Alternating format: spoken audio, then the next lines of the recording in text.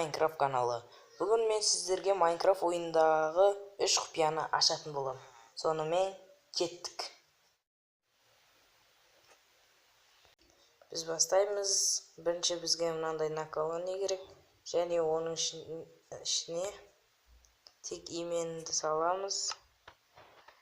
Мінекей, бұны жазуын өшіреміз. Қазір сыртында тұр. То астыма жоғары қоямыз да, міне тек имен деп шығып тұр. Осыны өшіріп, то асты. Осылай аламыз да, мұнан басып қайтып аламыз. Так, міне. Так, жібереміз, то аст, міне то аст. Бұл не керегі бар десеңіздер, міне көреміз қазір бәріміз. Қояндарға басқанда оны ақ қара түске бояйды. Мінекей. Міне 4 қоянды ақ қара түске боядым. Жақсы, бұл бір. Екінші біз жеп деп тұр.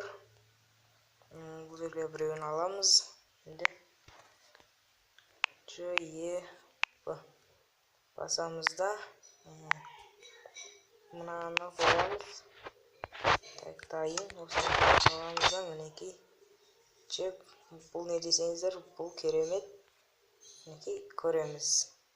Бұл қойдың түсін түрлі түсті қылып тұр. Барлықтарыңыз көріп отырсыздар. Мінекей. Бұл 2. Ал енді үшіншісі, ол бізде керемет, өте керемет. Қазір көрсететін боламын.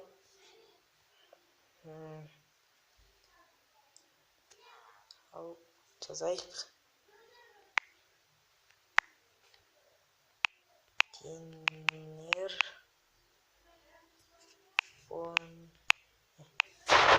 Осылай болу керек, қателеспесем. Мінекей.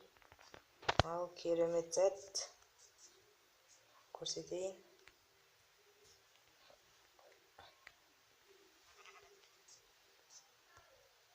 Міне, қараңыздар.